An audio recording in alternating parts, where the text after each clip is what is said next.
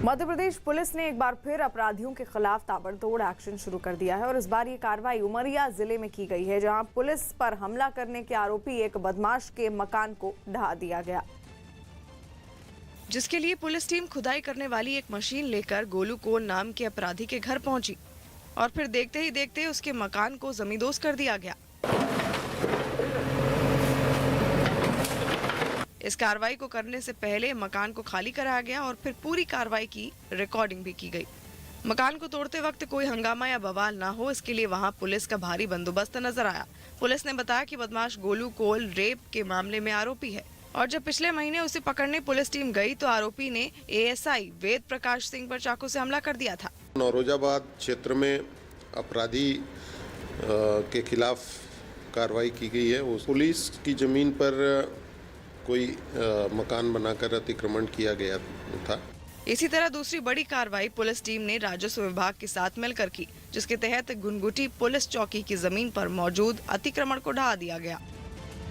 जम्मू कश्मीर के पुंछ में 5 जवानों की शहादत के बाद सेना ने हमला करने वाले आतंकियों के खात्मे की पूरी तैयारी कर ली। सुरक्षा बल ने जंगल में छिपे आतंकियों पर अपना शिकंजा कस लिया और उनकी तलाश में अपनी पूरी ताकत भी झोंक दी। पुंछ में जिस डेरा की गली में आतंकियों से मुठभेड़ हुई थी, उस इलाके में लगातार तीसरे दिन भी सर्च ऑपरेशन जारी रहा। इस समय भी जितनी भी फोर्सेस थी पहले रोड के ऊपर सब जंगल के भीतर रवाना हो गई हैं और आतंकियों की तलाश की जा रही है। राजौरी में भी जवान पूरी तरह मुस्तैद नजर आए। खबर है कि पुंछ में मुठभेड़ के बाद ये आतंकी जान बचाने के लिए राजौरी की तरफ भाग निकले, हालांकि उन्हें वहां भी घेर लिया गया। आतंकी किसी भी कीमत पर बचकर न भाग सकें, इसके लिए सेना के साथ जम्मू पुलिस के जवानों को भी जंगल में उतार दिया गया।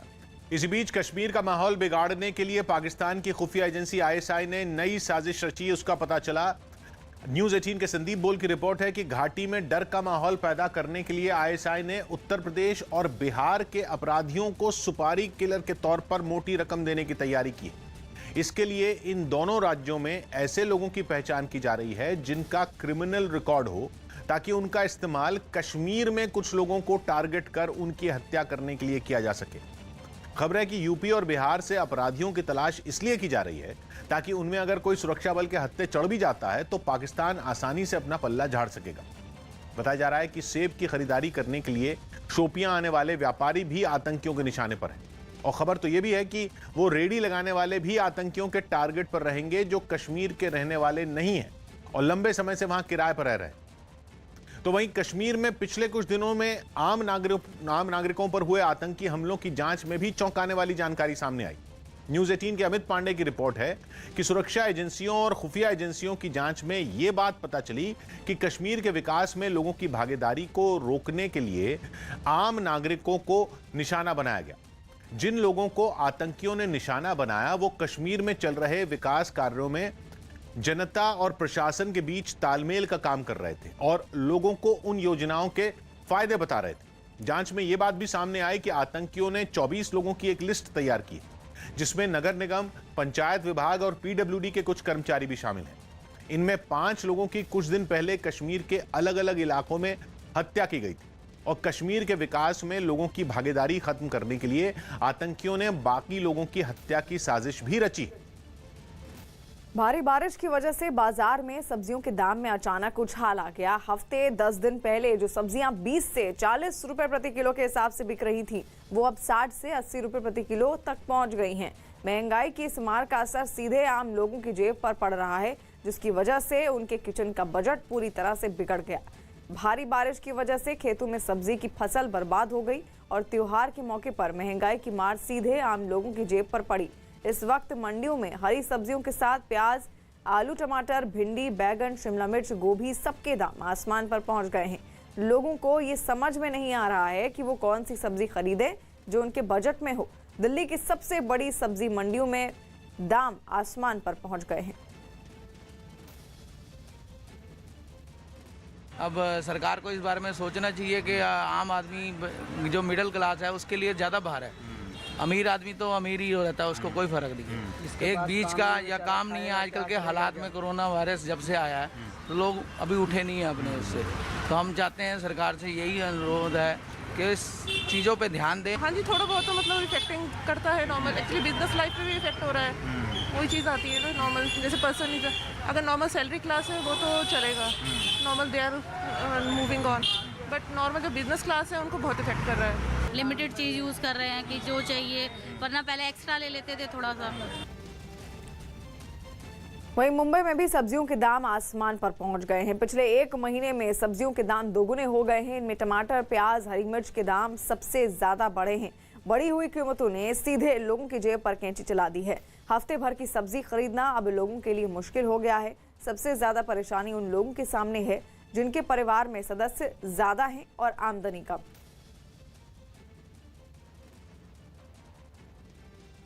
लगभग पिछले एक महीने में सब्जियों के जो दाम हैं वो आसमान छूते हुए नजर आ रहे हैं। क्या है इसके पीछे के कारण, ये जानने के लिए हमारे साथ भाईकला सब्जी मंडी के अध्यक्ष किरण जोड़गे जी मौजूद हैं। सर, क्या कहना चाहेंगे, कौन कौन सी सब्जियां महंगी हुई हैं? देखो, अभी जो बारिश है, सितंबर में बारिश खत्म होती है, लेकिन आज देखें तो अक्टूबर है तो भी बारिश चालू है। इसकी वजह से जो टमाटर की फसल थी वो सब पानी में बह गई। जो प्याज था नया आने वाला वो भी पानी में बह गया, और जो सब्जी थी वो सब्जी भी पूरी, जो पत्ता सब्जी धनिया होती है, मेथी होती है, या तो कांदा पात होती है, जो भी पत्ता भाजी होती है वो भी पानी में सब खत्म हो गई।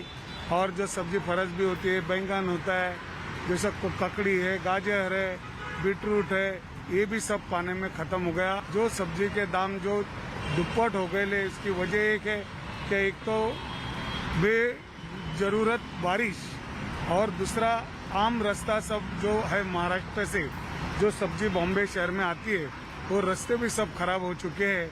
और ख़राब रास्ते होने की वजह से आने वाला ड्राइवर, कामगार सब वो भी परेशान है। सब्जी आने वाली तो एक वक्त पे नहीं आ रही है, और जो आ रही है तो वो डैमेज होके आ रही है, ख़राब होके आ रही है।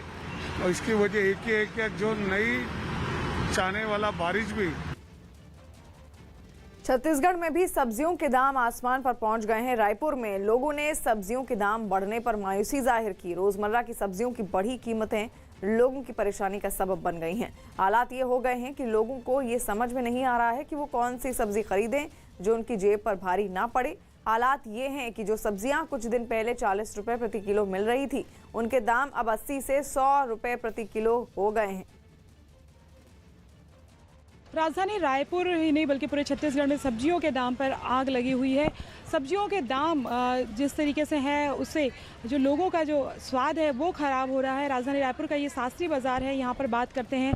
और शास्त्री बाज़ार से भी ज़्यादा जो सब्जियों के दाम महंगी है वो ये है कि जो ठेले वाले हैं वो और आसपास के जो छोटे छोटे बाज़ार हैं वहाँ पर सब्जियाँ खासी महंगी है।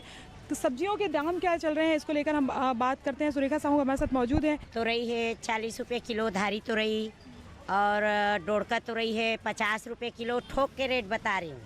बताइए ना। चिल्हर में 60 रुपये है, धारी तुरई भी 60 रुपये चिल्हर में। चिल्हर विक्रेता है उनका कहना है कि चूँकि महंगा ही खरीद के ला रहे हैं तो महंगा बेचना उनकी मजबूरी है। लेकिन दिक्कत ये है कि सब्जियां महंगी होती है तो लोग उतना नहीं खरीदते हैं, उतनी मात्रा में नहीं खरीदते हैं जितनी मात्रा में खरीदना चाहिए। और यही वजह है कि उसके चलते जो है उनकी सब्जियां पूरी तरह से बिक नहीं पाती है और ख़राब भी हो जाती हैं। लेकिन अभी जो मार्केट के तमाम जो सब्जी विक्रेता हैं वो यही बता रहे हैं कि फ़िलहाल सब्जियों के जो दाम है वो इतनी जल्दी कम नहीं होने वाले। कैमरा पर्सन राजन के साथ ममता लांजीवाल, न्यूज़ 18 छत्तीसगढ़, रायपुर। बिहार में भी मॉनसून से बड़ी महंगाई का असर साफ दिख रहा है और बाजारों में सब्जी के दाम आसमान पर पहुंच गए हैं। आलू, प्याज, टमाटर समेत सभी सब्जियों के दाम बढ़ गए हैं। जो सब्जियां कुछ दिन पहले 20 से 30 रुपए प्रति किलो मिल रही थी वो अब 50 से 60 रुपए प्रति किलो तक पहुंच गई हैं।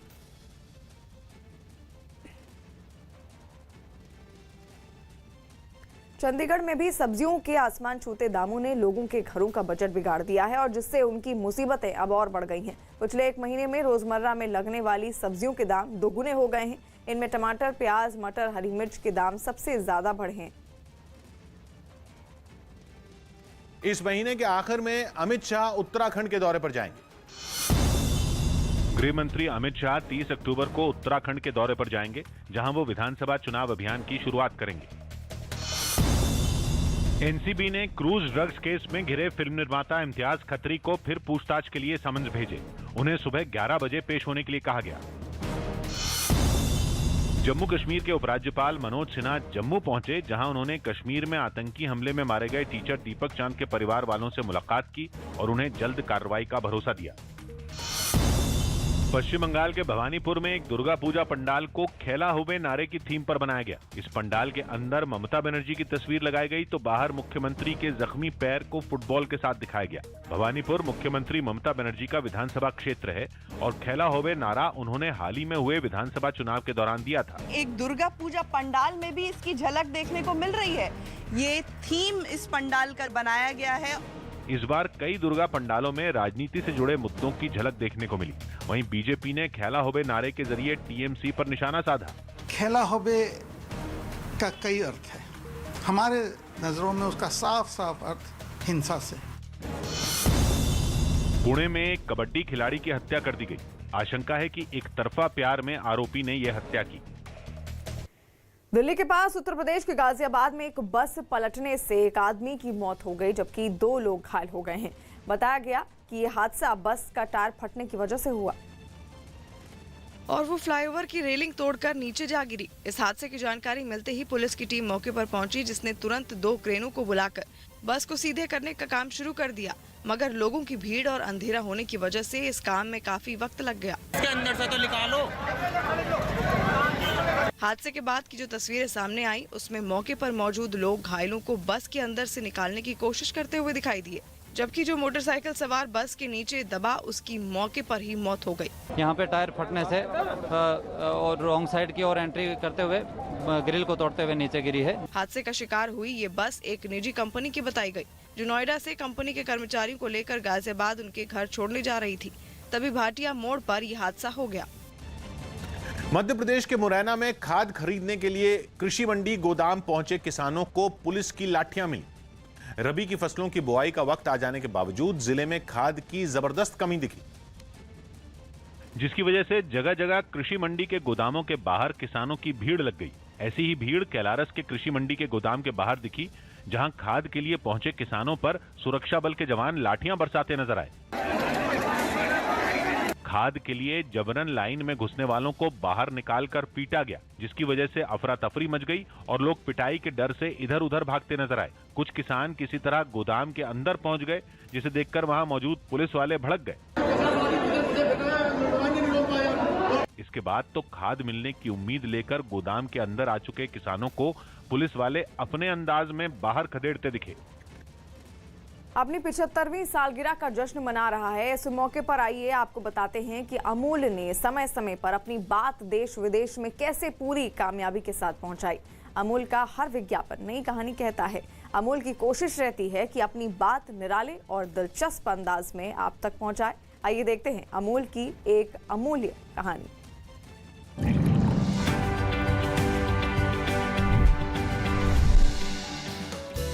भारत में 10वीं लोकसभा के लिए 1991 में हुआ आम चुनाव खास था। अमूल ने चुनाव के थीम पर एक विज्ञापन जारी किया। चुनाव में नेता तरह तरह के वादे कर वोटरों से सही उम्मीदवार चुनने की अपील करते हैं। अमूल ने विज्ञापन में फिल्म रोटी कपड़ा और मकान के टाइटल का इस्तेमाल चुनावी नारे की तरह किया। टाइटल में मकान की जगह मक्खन लिखा गया। संदेश था कि अमूल मक्खन ही राइट चॉइस है।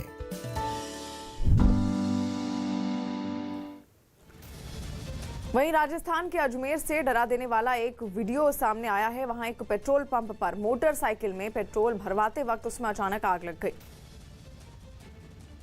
जिसकी तस्वीर वहां लगे सीसीटीवी कैमरे में रिकॉर्ड हो गई, जिसमें देखा गया कि जैसे ही पेट्रोल पंप कर्मचारी ने मोटरसाइकिल में तेल डालना शुरू किया, वैसे ही आग भड़क उठी और सभी लोग जान बचाकर वहां से भाग खड़े हुए।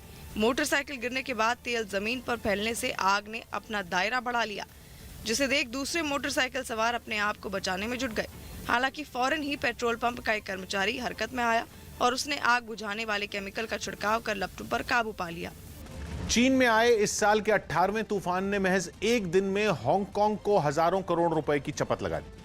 हुआ यह कि तूफान की वजह से वहां स्टॉक मार्केट की ट्रेडिंग रोक दी गई, साथ ही स्कूल और सरकारी सेवाएं भी बंद कर दी गई।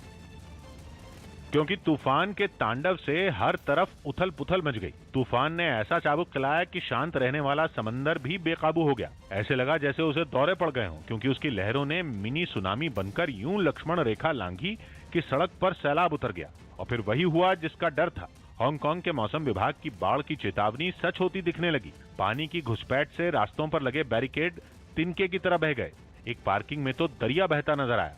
वहीं तूफान में जो लोग गलती से भी घर से निकले, उनकी तो शामत ही आ गई। यूपी के शाहजहांपुर में शहीद सरज सिंह का आज अंतिम संस्कार होगा।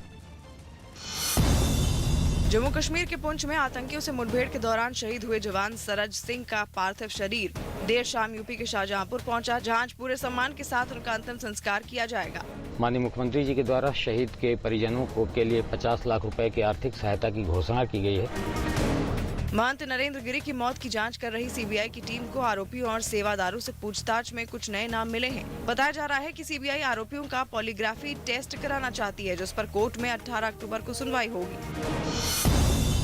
यूपी के कौशाम्बी में एक कारोबारी के घर फ्री में लगाए गए बल्ब के होल्डर के अंदर से एक डिवाइस मिली। आरोप है कि कुछ लोगों ने एक योजना के तहत फ्री में बल्ब लगाया था, जिसमें ये डिवाइस भी लगी हुई थी।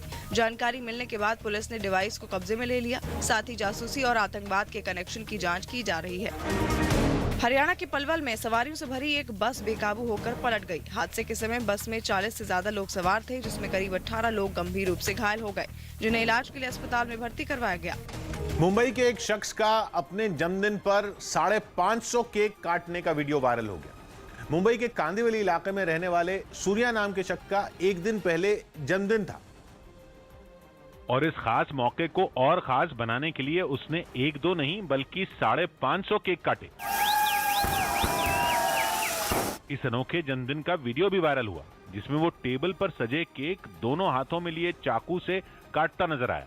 केक ज्यादा थे, इसलिए उन्हें काटने वाले की स्पीड भी तेज थी और वो फटाफट उन्हें काटता गया। बीच बीच में आतिशबाजी की आवाज भी आती रही।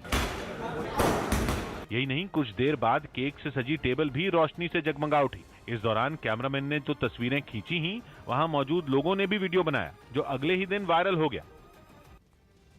मुंबई के एनडीपीएस कोर्ट में क्रूज ड्रग्स केस के आरोपियों की जमानत याचिका पर सुनवाई आज फिर होगी। कल एनडीपीएस कोर्ट में आरोपियों की जमानत याचिका पर नारकोटिक्स कंट्रोल ब्यूरो ने अपना जवाब दाखिल किया और एनसीबी की तरफ से पेश हुए additional solicitor general Anil Singh ने आरोपी आर्यन खान की जमानत का कड़ा विरोध किया। उन्होंने कोर्ट में कहा कि व्हाट्सएप चैट से जांच एजेंसी को आर्यन खान के संबंध इंटरनेशनल ड्रग सिंडिकेट से होने की जानकारी मिली है, लेकिन आरोपियों के वकील ने जांच एजेंसी के दावे को पूरी तरह से गलत बताया। दोनों पक्षों की तरफ से रखी गई दलीलों के बाद जमानत याचिका पर सुनवाई एक दिन के लिए टाल दी गई। मुंबई के कांदिवली इलाके से डरा देने वाली कुछ तस्वीरें सामने आई। वहां एक घर के अंदर चलते चलते टीवी फट गया। गनीमत यह रही कि उस वक्त टीवी देख रही महिला और उसके दोनों बच्चों की जान बाल बाल बच गई। लेकिन बताया गया कि टीवी के ब्लास्ट होते ही वहां अफरा तफरी मच गई, क्योंकि जिस वक्त यह हादसा हुआ तब उस टीवी से कुछ ही दूरी पर बैठकर वो महिला अपने दोनों बच्चों के साथ सीरियल देख रही थी। ये धमाका भी इतना जोरदार था कि उसमें टीवी के कई पुर्जे तो उससे अलग ही हो गए। साथ ही आग की लपटों ने घर में टंगे पर्दों, चारपाई और कुछ दूसरे सामान को भी अपनी जद में ले लिया, जो कि इस घटना में पूरी तरह राख हो गया। इसमें कुछ टेक्निकल डिफिकल्टी आने की वजह से, टेक्निकल प्रॉब्लम आने की वजह से शॉर्ट सर्किट हो सकता है। इस घटना की जानकारी मिलते ही पुलिस की टीम वहां पहुंची और घर में मौजूद लोगों को सुरक्षित बाहर निकाला। फिलहाल ये पता लगाने की कोशिश की जा रही है कि टीवी में अचानक धमाका आखिर किस वजह से हुआ। गुजरात के अहमदाबाद से एक रोंगटे खड़े कर देने वाला वीडियो सामने आया। वहां एक बेकाबू कार ने एक महिला को कुचलने के बाद एक दूसरी कार को टक्कर मार दी। बताया गया कि तेज रफ्तार की वजह से कार बेकाबू हो गई और उसने सड़क पर कोहराम मचा दिया। इस हादसे का एक वीडियो भी सामने आया है, जिसमें सड़क से कुछ लोग आते हुए दिखाई दे रहे हैं। तभी एक तेज रफ्तार कार आई और वहां से गुजर रही महिला को जबरदस्त टक्कर मार दी। टक्कर मारने के बाद वो कार सामने से आ रही एक दूसरी गाड़ी से भिड़ गई। कार की रफ्तार इतनी तेज थी कि उसकी चपेट में आने के बाद वो महिला हवा में कई फीट उछलकर दूसरी कार के ऊपर जा गिरी। और यही नहीं, टक्कर के बाद दूसरी कार भी पीछे की तरफ काफी दूर तक घिसटती हुई चली गई। एक स्कूटर सवार भी दोनों गाड़ियों की चपेट में आ गया। इस हादसे में महिला की वहीं पर मौत हो गई। मिस्र के अल जुना से डरा देने वाली तस्वीरें सामने आई। वहां फिल्म फेस्टिवल शुरू होने से एक दिन पहले ही उस इमारत में आग लग गई। 5 दिन तक चलने वाले इस फिल्म फेस्टिवल के लिए वहां काफी तैयारियां की गई। लेकिन जिस इमारत में इस फिल्म फेस्टिवल का आयोजन किया जाना था, उसी में आग लग गई। इस हादसे की तस्वीरें भी सामने आईं, जिसमें उस इमारत से आग की जबरदस्त लपटें उठती दिखाई दी। लपटों को देख वहां हड़कंप मच गया। लाल सागर के किनारे मौजूद ये इमारत छोटी छोटी नहरों से घिरी है। ऐसे में लपटों को देख वहां मौजूद लोग इन्हीं नहरों में कूद पड़े। कुछ लोग तो नहर के पानी से ही आग बुझाने की कोशिश करते दिखे। हालांकि उनकी इस कोशिश का कोई असर होता नहीं दिखाई दिया। कुछ दमकल कर्मी भी लपटों पर पानी की बौछार करते दिखाई दिए। बाद में दमकल की कई और गाड़ियां भी वहां भेजी गईं। जम्मू कश्मीर के पुंछ में 5 जवानों की शहादत के बाद सेना ने हमला करने वाले आतंकियों के खात्मे की पूरी तैयारी कर ली है। सुरक्षा बल ने जंगल में छिपे आतंकियों पर अपना शिकंजा कस लिया है और इसी सिलसिले में राजौरी के थाना मंडी पगाई टॉप के बाद कालाकोट में भी सुरक्षा बल ने बड़ा सर्च ऑपरेशन शुरू किया। दरअसल कालाकोट के जंगलों में 3 संदिग्ध लोगों के देखे जाने के बाद ये सर्च अभियान चलाया जा रहा है और खबर है कि पुंछ में मुठभेड़ के बाद ये आतंकी जान बचाने के लिए राजौरी की तरफ भाग निकले हैं। हालांकि उन्हें वहां भी घेर लिया गया। वहीं पुंछ के घने जंगलों में सेना और सुरक्षा बल की टीमें आतंकियों के समीप पहुंच गई हैं। सुरक्षा बल को वहां से खाने पीने का सामान बरामद हुआ है। जम्मू कश्मीर के पुंछ में शहीद हुए यूपी के शाहजहांपुर के लाल सरज सिंह का आज अंतिम संस्कार किया जाएगा। कल शाम को शहीद का पार्थिव शरीर शाहजहांपुर उनके घर पहुंचा। शहीद सरज सिंह की आज उनके गांव अख्तियारपुर में राजकीय सम्मान के साथ अंत्येष्टि होगी। यूपी के कैबिनेट मंत्री सुरेश खन्ना राज्य सरकार की तरफ से शहीद सरज को श्रद्धांजलि देने के लिए उनके गांव आएंगे। सीएम योगी ने शहीद के परिवार को 50 लाख रुपए देने की घोषणा की है। साथ ही शहीद के नाम पर सड़क और शहीद के एक आश्रित को नौकरी भी देने का ऐलान किया गया है। पुंछ में सोमवार को आतंकियों से मुठभेड़ के दौरान 5 जवान शहीद हो गए थे, जिसमें सरज सिंह भी शामिल थे। दुख की घड़ी है जो वो वहाँ शहीद हुए हैं। मतलब अभी तो एक डेढ़ साल उनकी शादी को हुआ था। उम्र भी 25 साल के लमसम है उनकी। माता पिता में बहुत दुख है उनको और कुछ गर्व भी है कि चलो अपना बेटा देश के उसमें गया है, देश के लिए शहीद हुआ है। राजस्थान के भरतपुर से हैरान करने वाली कुछ तस्वीरें सामने आई। वहां खाद के लिए कुछ किसान आपस में भिड़ गए। बताया गया कि भरतपुर मंडी में ये किसान खाद खरीदने पहुंचे थे, जहां उनके सामने खाद की कमी की समस्या आकर खड़ी हो गई। बस फिर क्या था, घंटों इंतजार करने के बाद जब ये बात उन्हें पता चली तो उनके बीच मारामारी के हालात बन गए। वहां से जो तस्वीरें सामने आई उनमें 2 किसान एक दूसरे से हाथापाई करते दिखे। उन्हें देखकर ऐसा लगा मानो वो एक दूसरे की जान लेकर ही दम लेंगे। इस भिड़ंत में एक किसान की रिश्तेदार भी कूद गई, जिसने दूसरे किसान पर हाथ चलाने शुरू कर दिए। हंगामा बढ़ता देख कुछ लोगों ने बीच बचाव की कोशिश की, लेकिन उन किसानों का गुस्सा तो 7वें आसमान पर था। जो पुलिस वाले वहां पहुंचे उनके लिए भी इन किसानों पर काबू पाना आसान नहीं दिखा। पुलिस वाले उन्हें जबरन अपने साथ थाने ले जाने लगे। तब भी एक किसान के परिवार वालों ने उनके रास्ते का रोड़ा बनने की कोशिश की, लेकिन पुलिस वालों ने सख्ती बरती और हंगामे को शांत कराया। पटना में कल देर रात एक हाई प्रोफाइल गोलीकांड से इलाके में सनसनी फैल गई। पेशे से एक मॉडल को राजीव नगर थाना क्षेत्र के रामनगरी इलाके में अपराधियों ने उस वक्त गोली मार दी जब वो स्कूटी से अपनी बेटी के साथ घर पहुंची थी। मोना को घर के दरवाजे पर ही अपराधियों ने गोली मार दी। घायल महिला का इलाज एक निजी अस्पताल में चल रहा है और वो फिलहाल खतरे से बाहर बताई जा रही है। वहीं पुलिस ने एक आरोपी को हिरासत में लिया है और बाकी आरोपियों की तलाश में जुट गई है। हम पीछे देखे तो कोई है, तो हम सोचे कि भाई नॉर्मल बंदा होगा, हमेशा ऐसे ही रहता है कोई। तो ना मम्मी हम उतर के गेट खोले कि पापा तो नहीं आए गेट खोलने के लिए। हम गए उतर के गेट खोले ऐसे, तब मम्मी ऐसे ऐसे सीधा गई, सीधा ऐसे गाड़ी घुमाने के लिए, ऊपर चढ़ाने के। हाँ, तब तक वो आगे बढ़ा, यहाँ पर पॉइंट पर रुका और मम्मी को ऐसे मार दिया। हम यहीं पर थे, यहाँ पर वही में मारा तो मम्मी ऐसे बैलेंस नहीं हो पाया गाड़ी, भाई गोल लगा तो किससे बैलेंस होगा, तो मम्मी गिर गई। दुनिया भर में ड्रग्स की सप्लाई के लिए तालिबान को पाकिस्तान का साथ मिल गया। खबर है कि अफगानिस्तान से पाकिस्तानी सेना के विमानों के जरिए ड्रग्स की तस्करी की जा रही। न्यूज़ 18 के नीतीश कुमार की रिपोर्ट है कि तालिबान को तुर्की के रास्ते दुनिया भर में ड्रग्स की सप्लाई के लिए पाकिस्तान की सेना और खुफिया एजेंसी ISI की पूरी मदद मिल रही। बताया जा रहा है कि पाकिस्तानी सेना के विमानों के जरिए ड्रग्स तुर्की पहुंचाए जा रहे हैं, जहां से दुनिया के अलग अलग हिस्सों में उन्हें भेजा जा रहा है। खबर तो यह भी है कि तालिबान की कुख्यात ड्रग तस्कर हाजी बशीर नूरजाई की रिहाई के लिए अमेरिका से बातचीत चल रही। यह तस्कर 2009 से ड्रग तस्करी के मामले में अमेरिका में उम्र कैद की सजा काट रहा है।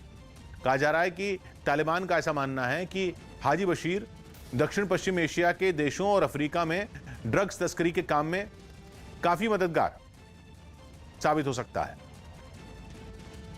और सत्ता पर काबिज होने के बाद उनकी पैसों की जरूरत को भी पूरा कर सकता है।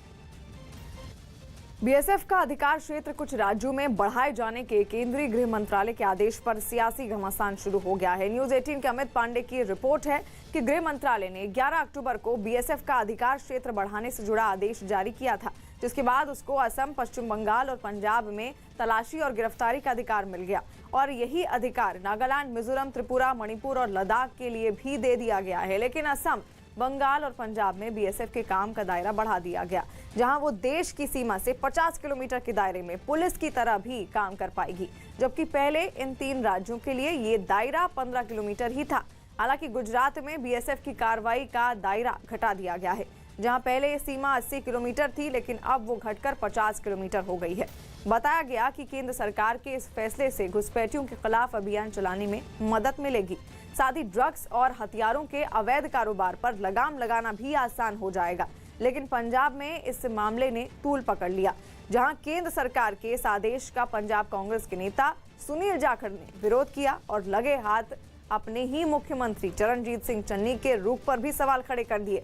जाखड़ ने अपने ट्वीट में सीएम चन्नी और अमित शाह की कुछ दिनों पहले हुई मुलाकात का जिक्र किया और बीएसएफ को मिले अधिकार को पंजाब की सरजमी पर केंद्र सरकार का कब्जा बता डाला। क्योंकि बीएसएफ केंद्रीय गृह मंत्रालय के अंदर काम करता है, इसलिए इस पर राजनीति शुरू हो गई। हालांकि बीएसएफ ने बयान जारी कर बताया कि इस आदेश के बाद उसकी शक्तियां अपनी ड्यूटी करने के लिए मजबूत होंगी और वो हर राज्य में बराबर की दूरी पर सीमाओं की रक्षा कर सकेगी, क्योंकि गुजरात में दूरी घटकर 50 किलोमीटर हो गई है, जबकि असम, बंगाल और पंजाब में भी यही दायरा तय किया गया है।